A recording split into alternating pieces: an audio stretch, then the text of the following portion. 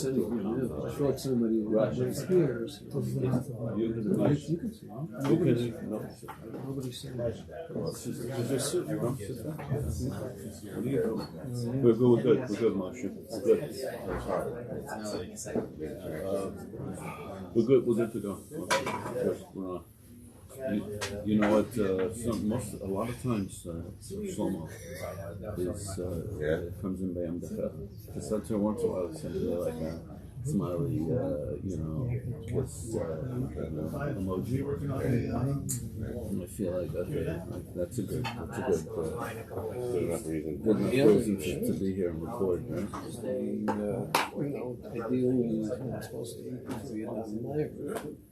if there's somebody to remind you, you have a regular commute when to bother, you can do it.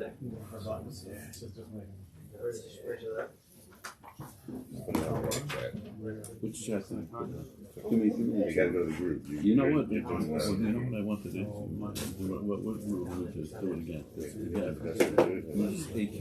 This 8K, right?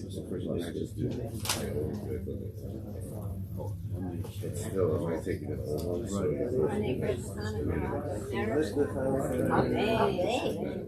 What's that?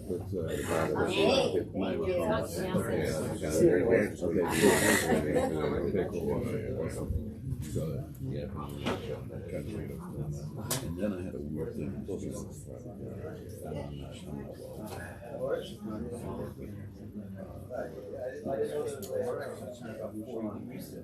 What? No, what do you really for me, I did that chat. For me, I did it right now. There's no reason to have this chat, right? Yeah, and I'm going to ask you I'm going to clear the chat. Yeah, right first. Okay, that's what he says. Do our messages, yes. I'll send a message next week. Yeah. Exit route.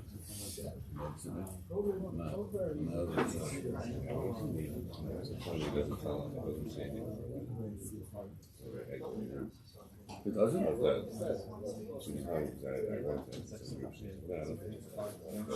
Yeah. Yeah, no, certain groups I have to stay on. It's jail. This is the Roman cousin.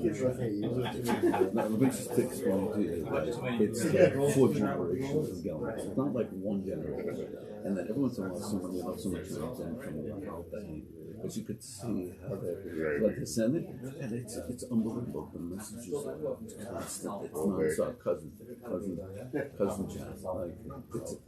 Like I silence it because it's like, oh, I saw something. Yeah, so did everybody. It's the 80th time. No, it's the 80th time I have a video. That same video. That's every time, and it's and you know what it is? It's 2 days after everybody else saw it. It's so funny. So I had to silence it. It was getting me quick. So funny. It's cute. I'm sure they heard that. Well, I'm not sure they are. No. It's great. It's actually very sweet. It's a really good thing. I'm sure someone out there.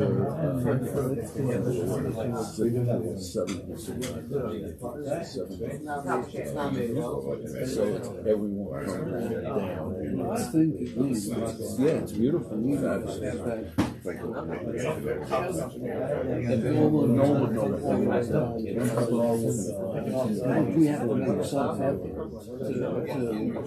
rise a little bit.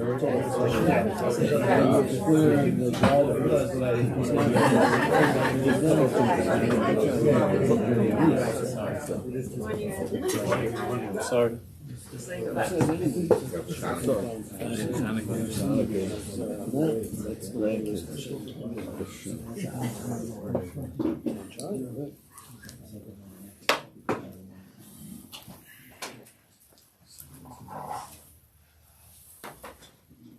Living Ayeko on page Kuf Vav. So Kuf Vav. Kuf Vav. This is sort of a chazara, a little bit. So we'll do this parak quickly. ובעניין זה יש לדעת יסוד גודל שכל עניין העולם הזה אינו יכול מלמעלה יסבוכה של האדם. This is a physical world, and a Jew is a neshama in a guf, and therefore this physical world cannot possibly fill the entirety of a person. It can't. Since the entirety of a person is neshama and a guf, and this world is a place of guf, of physical matter, of chumias, therefore it can't be that this world should completely fill a person. It doesn't work. Shehim and Al-Yonim. Because there's that part of us, whether we think about it, whether we are in touch with that part of us, but there's a part of us that comes from someplace else. That's Minhal Yonim, that comes from Gan Eden, from something higher. And therefore, whatever types of Gan Eden a person is seeking in this world, whatever he identifies as his own or her own personal Gan Eden, like having the best piece of kugel you ever had in your life, whatever that might be, your Gan Eden, Sof kol sof, even that best piece of kugel, as nice as it is, it's a piece of this world, and it doesn't reach. The frequency of the kugel doesn't get to the Elyonim, doesn't get to the part of us that's from Gan Eden, from the real Gan Eden, doesn't reach that.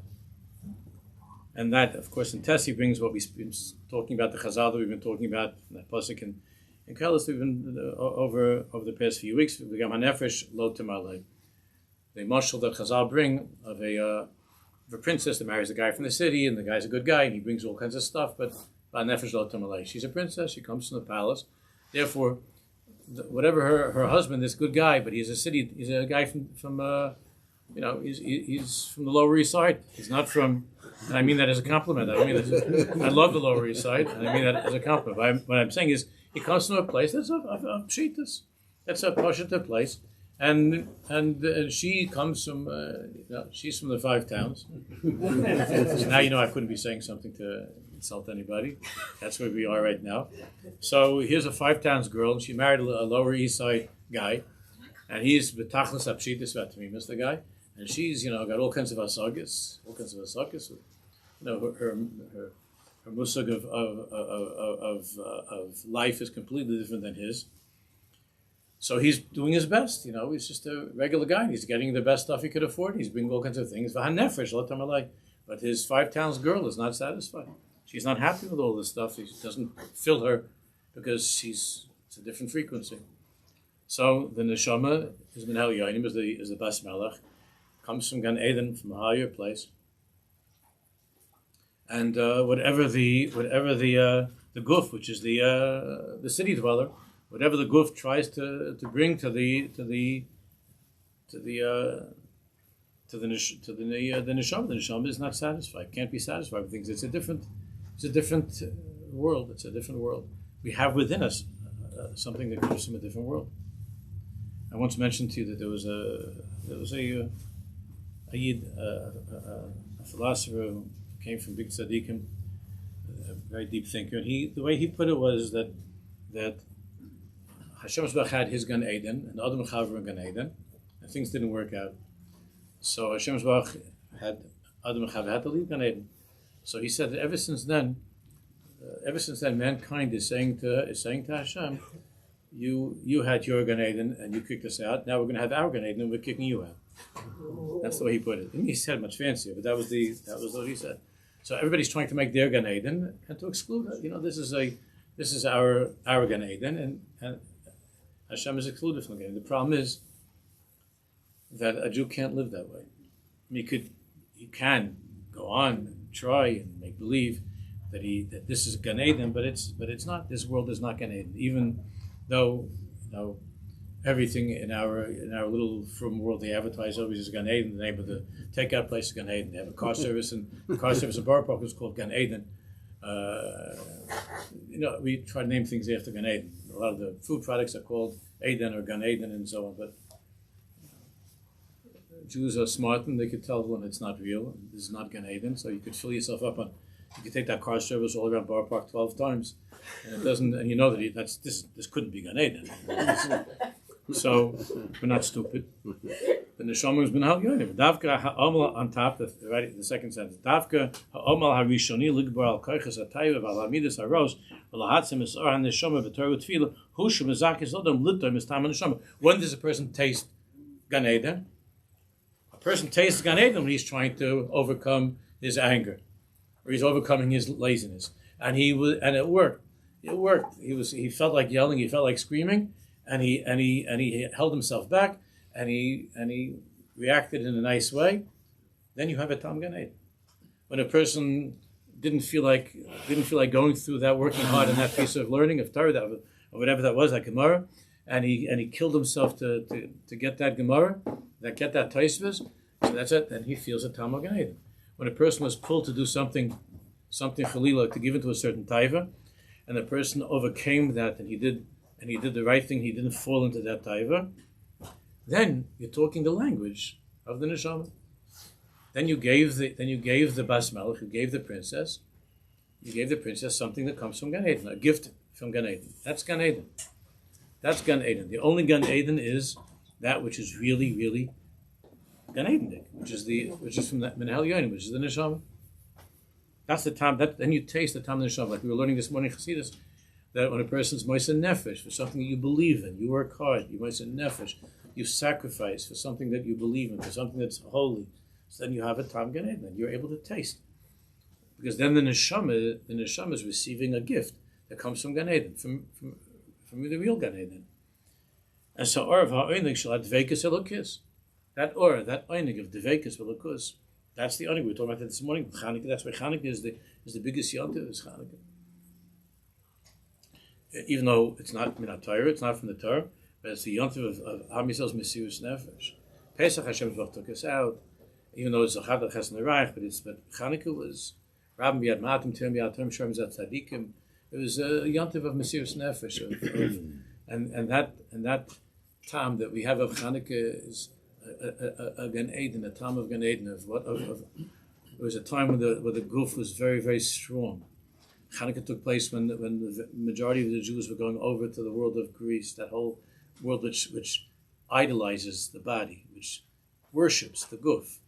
Yavin worships the guf. That's the whole culture of Yavin, is worshiping the guf. And we were falling into that world of the tachtainim, of the lowest thing.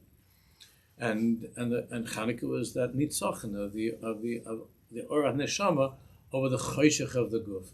And therefore, the tam of Chanukah is much, much deeper than any latke or any jelly donut. The taste of Chanukah is the taste of Ram Biad Matam, Tmeim Biad Tahir. It's the taste of Yosef HaTzadik. It's a different world, the world of Chanukah. The other Yom Tovim can't be like Chanukah is different than all the other Yom Tovim. So, in that way. Davke at the end of the month, and it's cold and it's choshech and it's the matmasot tvachim, and in that place to connect to the bas melech and to give the bas melech that or of the neshama being menatseach over the guf, defeating the world of chumius, of chaymer. That's a tam of Gan Eden. That's why Chanukah has it. The yontif of Chanukah is a different taste. Mitoicha zoichadum lesimcha pnimis amukam ha'oid. Simcha pnimis amukam ha'oid. When there's an avalanche of darkness and you fight against that and you overcome it and you megala the or of elokus and dvekus b'Hashem, is a simcha pnimis. That's the greatest joy that a person can experience. That's when the bas melech is b'simcha. So no matter what ways we try to find to be mesamech ourselves, if you only be mesamech the guf, that's not a simcha pnimis v'amukah. It's just a shallow simcha. Anybody knows, especially when you give in, God forbid, to something that's not allowed, some taiva that's not allowed, yeah, you feel empty. And right afterwards, you feel disgusting and empty. It feels. It's the opposite of simcha. It's the opposite of simcha. Any place you look where they give into, the more they give into the taiva, is the more misery. Like if you take a place like Hollywood, I don't mean in Florida, I mean in California, and you take a place like Hollywood, it's the world center of asfus and of misery, of despair, of every type of sadness, because it's the epicenter of taiva, of tumah. And it was like that in ancient Greece.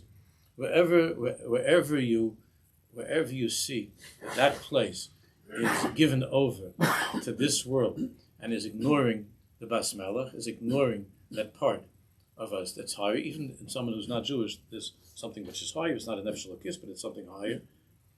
So then there's misery and there's sadness. But they're supposed to be the happiest people in the world. They're the saddest, most depressed people in the world. Because there can't be simcha pnimis and amuka unless the Bas Melech is besimcha. Unless that part of us, which is the essence of who we are, is besimcha, there can't be simcha pnimis and amuka. It can be for a second some pleasure. Or there could be to enjoy a game, to watch something, to have a piece of your favorite food or something. But it's not a simcha pnimis amuka. Shall tamu ki tov Hashem. That's what it says in pasuk. Tamu ki tov Hashem. Taste, this taste of Hashem is tov. Tamu ki tov Hashem. Taste elokus. That's tov. Umegila hagoshas achayim betzur nefla. And there's never ever you feel more alive than when you're connecting to that Bas Melech. There's nothing that makes you feel more alive, because that's the Eitz HaChaim. This world is a world of Eitz HaDas Tov Ra. And therefore, whatever Tov, whatever hasagas you have of Tov in this world, it's always mixed with Ra. It's always mixed with Ra.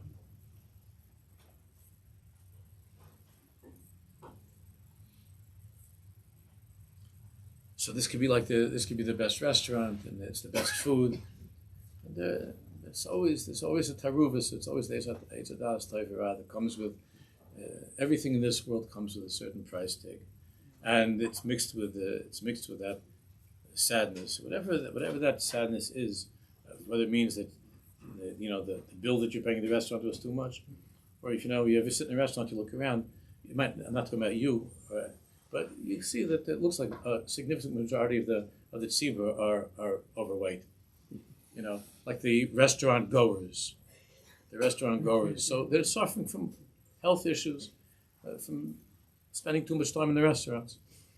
If you just spend time there watching, it's okay. But if you eat the stuff that they're giving you there, the stuff is unhealthy, and the food is. Everybody's I'm not going to some health place. I was never in such a place. So if you're fressing in that restaurant, the restaurant's the most gewaldige restaurant. Yeah, but there are other inyanim that are not good that come from that experience, and that's how this world is. Everything in this world is tov and ra. Whatever that simcha is in this world is a simcha that's mixed. But when do you feel truly alive? When you eat from the Eitz HaChaim. And therefore, a minute of a midah taiva, 1 minute of overcoming a taiva, 1 minute of doing a mitzvah, especially when it comes with mesirus nefesh, with hard work and sacrifice, that's when you're alive. That's when you're alive. So to say about Avraham Avinu Zaken Babi Yomim, or Tzaddik is Babi Yomim, that his days were filled with life. Orech Yomim Asbiyeyu. It's the words. Orech Yomim Asbiyeyu by Rei Bishwas. Orech Yom, long life. Long life doesn't just mean how long the person lived and how you count it. It's long life means that the life is filled with chiyas. It's filled that you're alive, that you're mamash alive. That's called chayfish. That's called the absolute exhilaration of being alive and of being free. That's the world of the Bas Melech. Therefore, all the other expressions that we find in the world that are describing the demand that people have in this world to be free. For instance, the longing for money. Money means it's going to free me from all kinds of problems. If I have money, I don't have to worry about this. I can take care of that and so on. So the longing for money, a person associates money with being able to be free, to do what I want and to have what I want. Or the shilton. If I'm going to be in control, I'm going to be powerful. If I'm in charge, if I'm powerful, if I'm in charge, if other people are listening to me and I'm in control, that means I'm a free person. These are just examples. They're all different ways that people are seeking to have that chofish, to be able to be free. But none of them can possibly satisfy that instinctive need that a human being has to be himself, to be free. They can expand your physical capabilities if you have more. If you have money, so you could get a bigger house, you could buy another car, you could do this, you have more money. So you're able to have those things, to do more of those things. But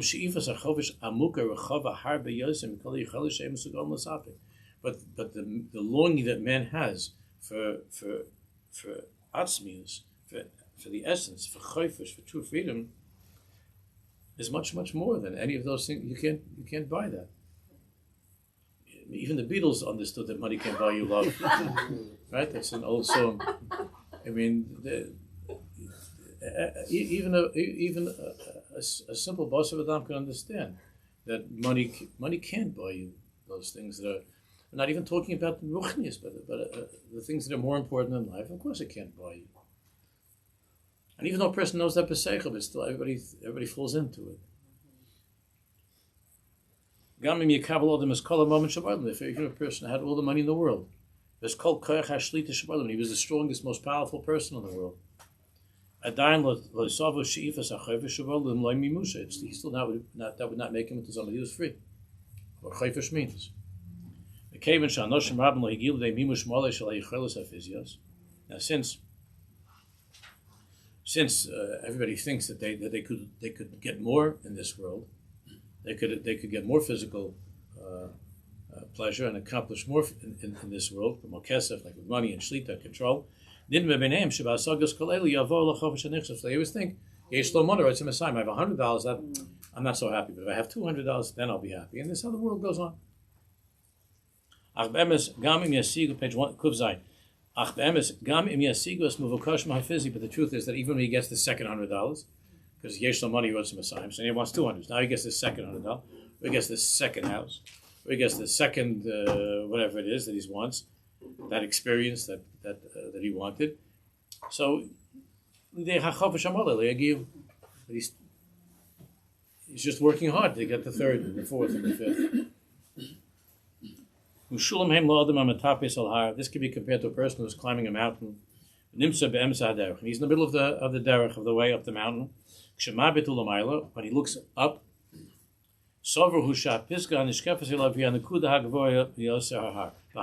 he sees the point that when he's climbing the mountain, he looks up and he sees a point, and to him that's the highest place he could possibly reach. That's the top of the mountain. But then he gets to that place and he's able to see weiter further, that he says, no, this is only like a stop, and there's something that goes higher. He didn't get there. What happened was that the lower peak that was sticking out was hiding the one after that. So that's how it is. You get your $100. That's what you're looking for, the 100 or the 100,000, the 100 million, whatever it is. And that peak, that's the peak. But that's just hiding. When you get to that peak, then you see, oh, no. This much higher peak. This is only for beginners. I have to get to the higher one. So that $100 million, that's not filling the chofesh that I'm looking for. So there's the higher peak. The difference, of course, is that at some point there is the top of the mountain. But when it comes to this world and this union of trying to fill oneself, there's no end.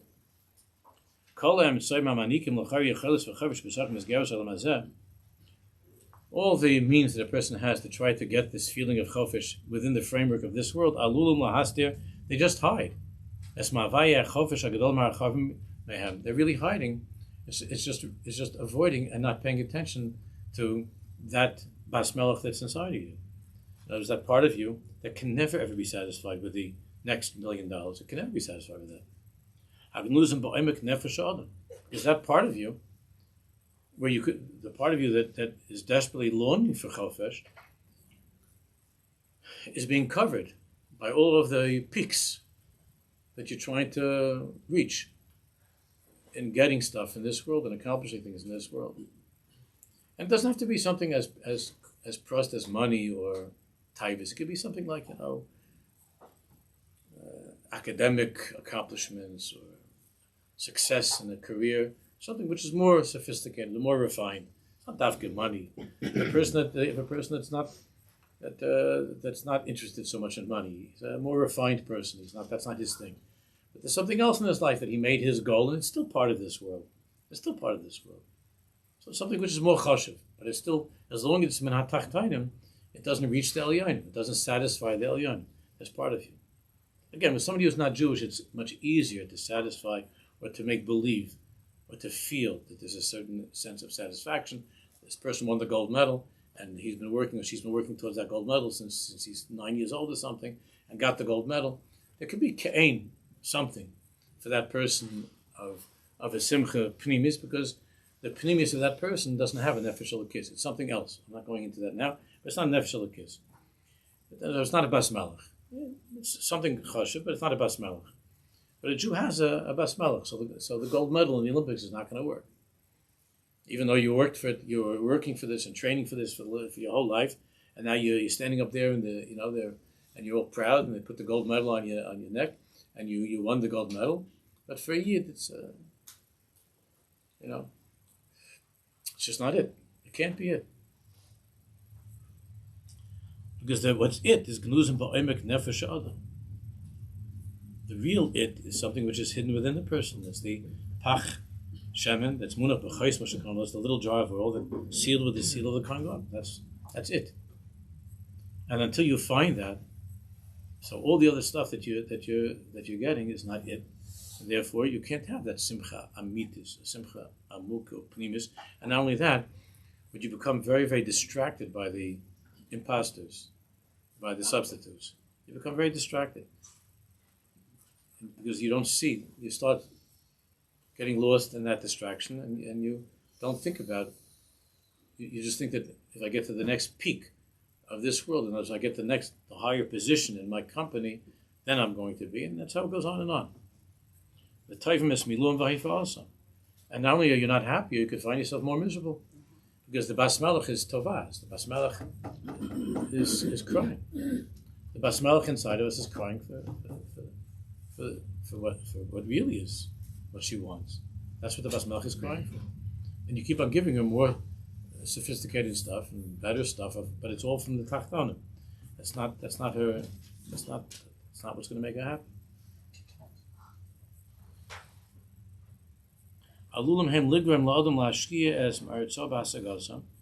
Because these are so strong, the pull of this world is so strong. As the imposter is so good at it, it could cause a person to put all of his energy and to spend his entire life trying to get these things. Rabbi Nachman said the worst thing is that when that could possibly be is that when you're an old person and you're going to leave the world in a short time, and you're an old person, to look back and to say, why didn't I? Why didn't I? Why didn't I realize that it wasn't working, that it just didn't work, and that my life, to look back on one's life and to say that it was not a meaningful life, is the worst Gehenna before going to the next world. It's the worst Gehenna. So you could have all the pictures on your wall. You're lying there, 120. You're going to leave the world, and you have all the pictures that you shook the hands of this president and that prime minister, and they have a picture of you standing with the biggest your favorite baseball player, and then it has that you won the award for this, and you got this, and you got that, and all your trophies on and you have there all your everything that you're working hard to get in this world. And then you stop for a moment and you realize that that wasn't it. That's the biggest Gehenna. Just before ever leaving this world and going to any other place that's called Gehenna. That feeling of what did I do? What did I do? What did I spend my life doing? What did I do? What was I running after? What was I chasing after? Because at that moment, when you're not going to leave this world, so the other world begins to, the Bas Melech begins to, you begin to see the Bas Melech staring at you. And she's either smiling because you lived a life of meaning and of purpose and of depth, and the Bas Melech is smiling, and that's Gan Eden. You see the Bas Melech bawling. You left me empty. You gave me nothing. You gave me nothing. Because the Bas Malach doesn't care about the trophy that you got in the Little League, when you were 16. It doesn't care about the trophy that you got because you acquired some, hotel on Park Avenue when you were 50. The Bas Malach couldn't care less about that hotel. It doesn't mean a thing to the Bas Malach. Whatever else it is that you took such pride in this world, the things of this world, the Bas Malach has no meaning with that. But it's an unbelievable distraction, this world. You might not ever stop and think. You never stop to think, is this going to actually make me happy? You always think it will. This was going to make me happy. A person must listen to that echo, that voice that's deep inside, that comes from deep inside. And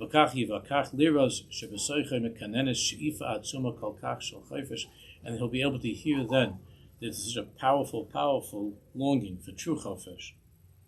But that it's so great, it's so tremendous, it's so big, it's so different, it's so new, it's so unbelievable that you never even thought of it. You never thought of it. Chofesh shel chayi ruach and neshama, a chofesh of Gan Eden, a chofesh of a life that's filled with the ruach, with the neshama. Chofesh shel chayi netzach netzachim, a life of netzach netzachim, a freedom of netzach netzachim. You didn't have those hasagas. You didn't have those hasagas. So in your small hasagas, the only way that you could have chofesh and you could have happiness is by 100, 200, 300, and so on of this world. Moshe Ish Hadyin. This could be compared to a simple person. Shebekaishi meiz lachlem lios roish ir. Like I told you a few months ago, that there's a famous story from Yudam Peretz about bunch of the silent, about this person. So I told you then what the story was all about. But basically, it was about a very, very simple person who went through terrible tzaros in this world, and he never asked for anything, even though he went through terrible tzaros. He never was complaining, and he was very, very simple, even though he was killed and he lost this, he lost that, whatever it is. He was always simple and never complained. And then when he got to the next world, I'm just reminding you, many of you remember, you heard the story, you read it. So I told you that I read it in English, and I shared it with my father. You might remember, I think it was in this chabur. And I shared with my father that I read Peretz's story, Bunch of Shvaig, the Bunch of the Silent. And my father said, I read it also, what do you think? So I told my father that we were talking about the story, and it turns out that the English one did not have the end of the story. My father said, because I told my father, we were discussing the story, and my father said, yeah, but that's not the whole point that Peretz was making. So I said, but what do you mean that? And because the end of the story, that in the English, I remember I read in the book Tales of Jewish Folklore. I remember that book. I read in that book when I was maybe 11 or something. I read this story, and the way that it ended is that Buncha comes to this simple, suffering Jew, and never complained. He comes to Olam Haba, and all the malachim are coming there. It's a gewaldige Kabbalah Spanim. You remember this? It's a big Kabbalah Spanim. He comes to Olam Haba and he went through that, and they show home all he went through in life, that they did this and this pirates beat him up, and the other one, his horse dropped dead, and he never complained. And they're saying what he's a murder Gebal Madrega, and all the malachim Yichafezun Chil Razi Yechezun to welcome him to Gan Eden Elyon, right? And they go over his life, and he's standing there, buncha, and they're talking about, and he never complained. And then this kid died from typhus, this one died, never complained.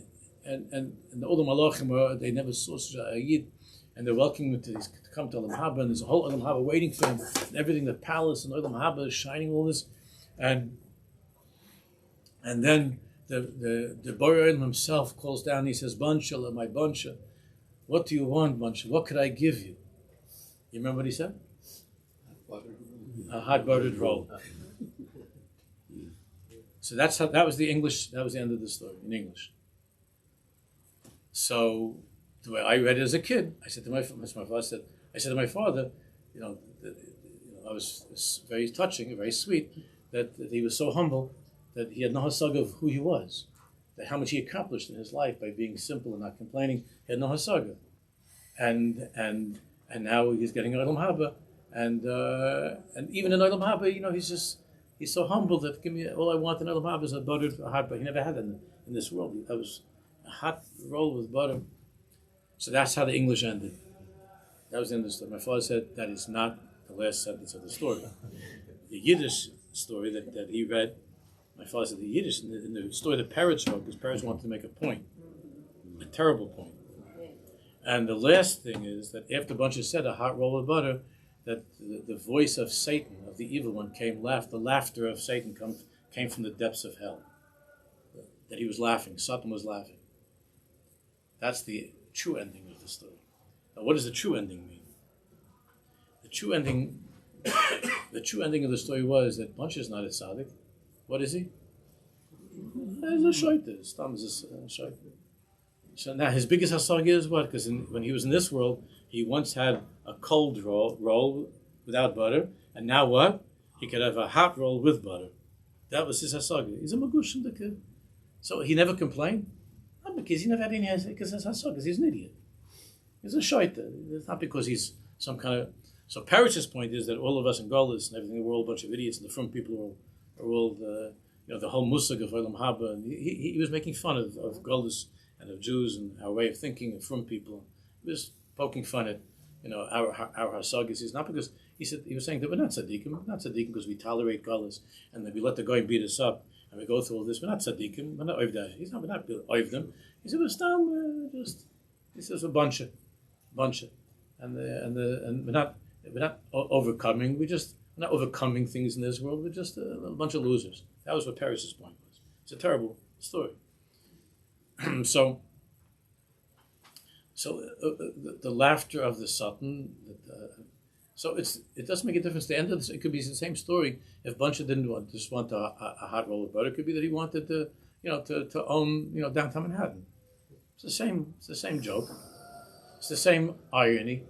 It's the same pathetic Buncha that wanted something of this world and even in the next world. He doesn't have a hasaga of anything that's in Ruchnius. His whole hasaga of the next world is to have a role. That's his whole hasaga, is to have a role.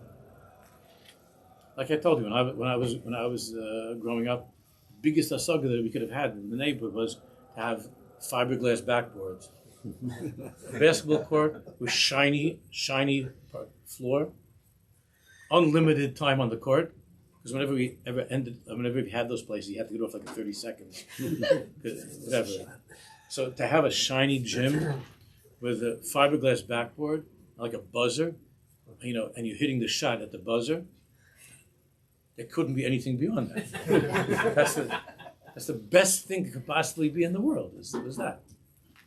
And then you think that's silly because you were a kid, and then you get older, and there's different gyms and different backboards, different buzzers, but it's still buncha. It's still you're a fool. It's still a shaita. You still come to the next world and think they're going to open up the Olam Haba and all the malachim are coming to greet you. For what? For what? The only thing a malach is interested is in the same thing the Bas Melech is interested in. It's a piece of ruchnius, not a piece of real estate. It's just a piece of ruchnius. A blood gemara, a pasuk Chumash Rashi, a nice Shemon Esrei, a kapitel Tehillim. That's the language of the neshama. And we see this in our generation too. The unbelievable shifa for ruchnius. I can't even describe to you the experience I had this past month of Shabbos when I was in Yerushalayim, where we had the Binyan Heum. I was talking to a couple of chevra about it, with thousands and thousands of chevra going there, all different backgrounds, Yerushalmis and Dati Lumis and all different Jews from different backgrounds coming to get Svarim Kedoshim, to buy Svarim Kedoshim and their concerts and Fabrengens and all in this one building, thousands of chevra, all coming and walking there. What was going on? There was thousands of people. It was unbelievable. Because the truth of the matter is that we get close to the Mashiach. There are thousands of Jews that are not feeling filled even by the things that they've been learning in Torah. Because Mashiach's language is the Mashiach of Torah, but it's the Mashiach of Pnimius. It's the language rather of Pnimius. The language of Mashiach. The language of Mashiach is a language of the spheres. And it's the language of the Pratzufim. It's the language of the Baal Shem HaKadosh. It's the language of the Rishon B'Yechar. It's the language of the Ari HaKadosh. How else do you explain? There was no auditorium. We went up. The guy that was running thing took me upstairs. And we went. It was my grandson and the Shmuel Septimus who went. And one, two other chevra. He took us upstairs. and because we had this Fabrengen downstairs with the English speaking Chaver, and we went upstairs, and there was a concert that was going on, and there were thousands, this huge auditorium with thousands and thousands of Yeshiva Baruch. There was a beautiful concert going on, and they were singing Chabad and the Gunim, and it was unbelievable. It's going. There is a longing that the neshama has to hear her language, to hear Mama Lashon. And the language of the neshama, of course, it's all of Torah, of course. But the deepest feeling of I'm home. This is my language. This is the language of the neshama. Is the language of the Rebbe Shem Bayechai. It's the language of the Rebbe HaKadosh. And you have a lot of the wonderful old school chaver that is screaming and fighting. No, this is not. You can't. No, this is not. It's not. But the guys are saying, "I'm sorry, Rabbi. I love you and I enjoy this, but this I'm waiting to hear Mama Lashon. There's something deeper than that. There's something yet deeper. No, that's the Messiah that we're in before Mashiach comes. And to try to ignore that, and to say no, this is not for you. This is not for you. It's not working anymore. More and more, the Olam is rebelling in a way of kedusha against that and saying no. We also can hear the language of Gan Eden. We're also entitled to hear the language that comes from Eitz Chaim. Which the Zohar Kodesh itself says that the nigla of the revealed part of Torah is Eitz Das Tov and Ra. Therefore, in the revealed part of Torah, you're talking about Mutter, Oser, Tameh, and Torah, Tov and Ra, in the revealed Torah. But Pnimis Torah is Eitz Chaim. It's Eitz Chaim, to eat from the Eitz Chaim and to live. So it's happening more and more and more. The Jews are insisting on eating from the Eitz Chaim. Of course, it has to be done properly, in the right way, in the right time, and how and what. I'm not going into that. But to want this longing to eat from the Eitz Chaim, to have a davening that's a lebedik davening. It's where the Bas Melech is happy to come to such a davening. Well, so you can go to shul, listen, it's always nice. You go to shul, it's always a very, very big thing to go to any shul, and you go to shul to daven, it's always good. But then if you go to a place where the davening is a davening that's with fire, so the Bas Melech is standing like tapping her foot, you understand? Otherwise, she's like dozing off, like half the people in shul are doing that. Right? Bas Melech is dozing like this is what. But you go where the shul is alive, where the davening is alive, the Bas Melech is doing your rikud. And your neshama feels that. That's the neshama. The neshama is alive. This is a davening that comes to me. It's a chayim. Not from Eitz Das Tov and Ra. I was davening someplace the other day in Yerushalayim, and the Baal Tefillah. There's an American guy that's trying to say Shabbat, that type of which is very annoying for me. So he was davening and he went, I guess, a minute or two over. It was like some great travesty. He sinned. So he came down. There were three other Jews that said to him that that was 38 minutes. He said, it was supposed to be 35. And they were like really upset with him. And then one of the so I felt bad for the guy. So one of the three guys said, nah, it's okay. Listen, he put his arm around him and said, just try it next time. It's okay. The other two were very, very, they're like, not Michael. So he went from 35 to, these are all retired people. Where they all, what's the rush? What's the rush? Where are you going? Poor guy went 3 minutes over, and the rest of the chaver, everybody's all upset with this guy. So when the Bas Melech is in a place where the davening is her language, and how you sing, the Bas Melech says, that's my niggun, it's one of my niggun. You're singing one of my songs. And the Bas Melech is happy. The Bas Melech goes with the davening, it's davening in a way of Yeshiva Das and Menucha and with Simcha. Then it's the language of the Bas Melech. It's the language of the Bas Melech. It's not complicated. That's the language of the Bas Melech. Then you're bringing something to the Bas Melech. The Bas Melech says, that's my language. Now we're talking. This is my language. This is what I understand. I understand this kind of davening. I don't understand. I understand this kind of davening. I understand this kind of learning. I understand this. This is something which appeals to me. This comes from where I come from. This comes from where I come from. This is my language. This is my language. And I was sitting with my mother, she should go yesterday. My mother's talking to me in Hungarian. I said, Ma, I don't understand Hungarian. I'm sorry, I know it's a disappointment to you. I don't understand Hungarian. So she says to me in English, so what do you understand? I understand that. So then listen to what she said to me. She says to me, I'm thinking about this the whole night. She said to me, how old am I? So I told her my so Baruch Hashem is very old. I was very old. I told her how old she was. So she said, so that means I'm probably not going to be here much longer. So I said, Ma, what are you talking about? So it's fun, all the things that you're supposed to say and that we hope, we daven for. I said, Ma, you're feeling good, Baruch Hashem, everything is good. Everything is good. She said that, no, she said, I'm not.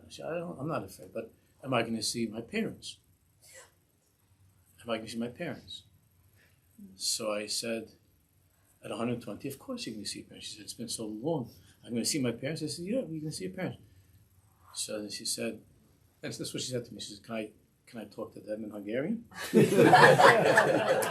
I said, Ma, you can talk to your parents in Hungarian. I don't understand Hungarian, but your parents, talk to them in Hungarian. That's Mama Lashon. That's the language that you spoke in the house. I mean, she was so happy. She was so happy. She said, to my parents, I can talk in Hungarian. And what about the daddy? I said, Daddy, you can talk to daddy in Hungarian also. Just, I don't understand. You can talk to everybody else in Hungarian.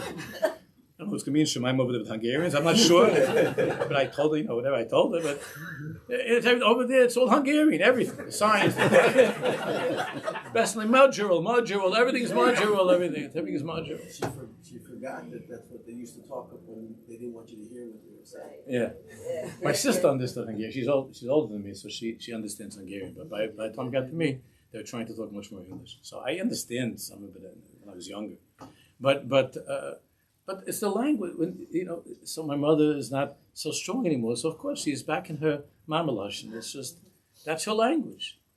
And that's when she was a little, she's in America for so many years. But that's her language. And that's natural. So the Neshama has a language. The Neshama has a language. It's the language of a mitzvah. It's the Neshama's language. The language of Dveikus, the language of Islavus, the language of Simcha. It's the language of the Neshama. It's the language of the Neshama. And when the Neshama hears that, it's, this feels good. That feels good. And that's where Simcha comes from. Simcha Pnimis V'Amuka. That's where Simcha Pnimis V'Amuka comes from. It's a place. And that's why he says, Marshal Ish had Yitzhabakoshi. So this way it was with Buncha. It could be compared to an Ish Hadya, like a very simple guy. He couldn't even imagine ever being the mayor of his town, to be the mayor. It never would come to his head. This guy would never ever dream of being the prime minister. Or he wouldn't even to be the head of his company or something. The klipa creates for a person this whole, this dimyan, this lie. That you're going to have chofesh and simcha through things of this world. But it's just the opposite. You become a shubit. You become enslaved to those things. Those things were promising you chofesh and simcha and everything, and instead they were mishabed. You became enslaved. Lo chofesh lo cherus. Luma zois all Torah mitzvahs, and with Yiddishkeit and with mitzvah, it's just the opposite. In the beginning, it's hard, and it feels like a shibud. To go daven to mitzvahs, it feels like, this is slavery. This is slavery. This is hard. That's how it feels like in the beginning. When it's telling you can't give in to your tithes, it's saying to you, no, don't do this, don't do this, don't do that. So it sounds like it's very, very hard. But the difference is, through that, you get the true chofesh. It's like with everything. With that hard work, you get the true chofesh. Or haneshama, which is the or of the neshama, the light of the neshama. Gusa al Hashem Yisbarach, and the joy and the pleasure that the neshama has. The basmala, because now we're talking. This is the language of the basmala. In the beginning, it's new and it's hard. It feels very, very difficult. It feels like it's a shibud to daven, to learn mitzvahs. It feels like a shibud to control yourself, to control your taivas. It feels like everything's a shibud. And if you find that you're already 30, 40, 50, 60, 70 years old and it still feels like a shibud, it means you're doing it wrong. It means you're doing it wrong. Because it should not be a shibud. You're getting it wrong.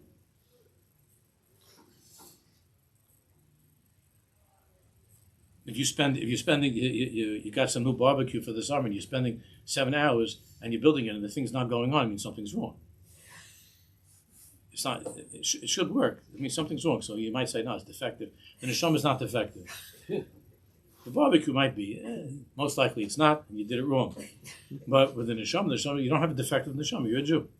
So you have a neshama. It's not defective. It means you're doing it wrong. You're doing it wrong. And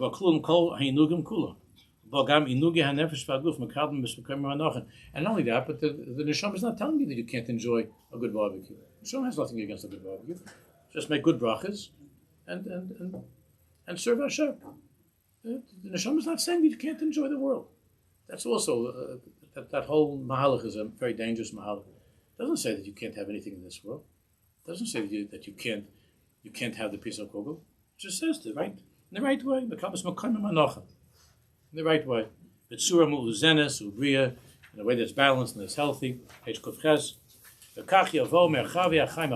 this way, even when it comes to enjoying things in this world, the physical world, you start from a merchav melyan then there doesn't have to be a contradiction between this world and the other world. That's one of the big inyan of the Baal Shem HaKadosh was mechazik. It's not a contradiction. Es Hashem l'kechatira, right? Es, eat.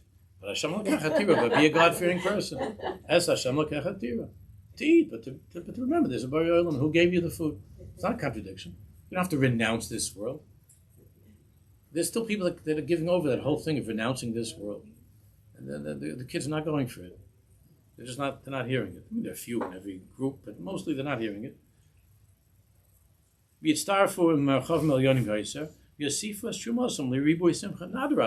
Once you're on a program where there's no contradiction between the guf and the neshama, so then, and everything is part of that world of Avodas Hashem, so then you could enjoy the piece of Google too. You can enjoy this world and be happy from the things. We could add to the simcha, ribui simcha. And they become part and connected to. They become part of your oinig in Hashem. The Yulis Anig in Hashem includes things from this world, but in the right measure, in the right way, in the right time, with the proper thoughts, with the proper kavanis, the proper brachas, and so on. And then it's part of the Hashem wants us to have that. He wants us to enjoy.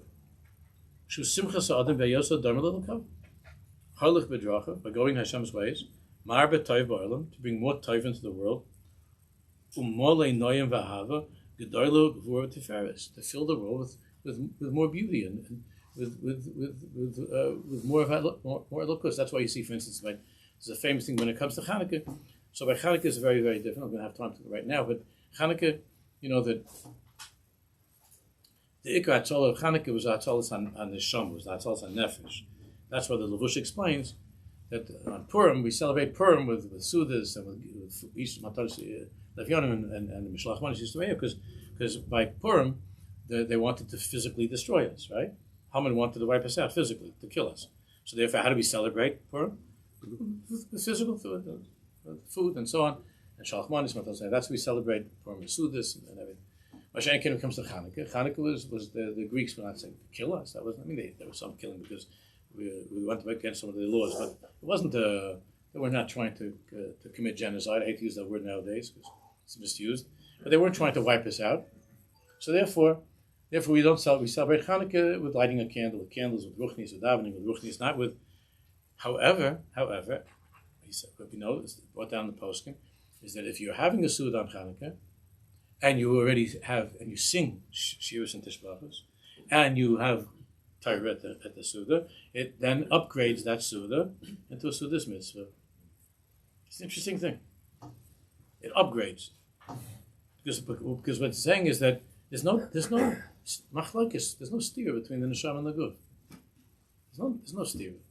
Just remember why you're having that sufganiyah. Remember why you're eating that latke. Remember what happened. And give thanks to Hashem and sing a song and say some Torah. And Akash Baruch Hu was happy. Enjoy the donut, enjoy the latkes.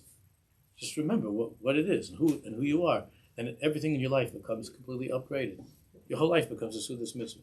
The tzaddikim, every sudah they eat is a Sudas mitzvah. Every meal that tzaddik eats, tzaddik oichel l'sayv nafsho. Every meal that the tzaddik eats is a Sudas mitzvah. Because the tzaddik is not place. Doesn't mean you can't enjoy it, but every single is upgraded. It's higher. It's a Sudas mitzvah. It's something different. We should be zeich Mr. Shem to taste from the Eitz Chaim. We should have a Freilich and Shabbos Chanukah. Good.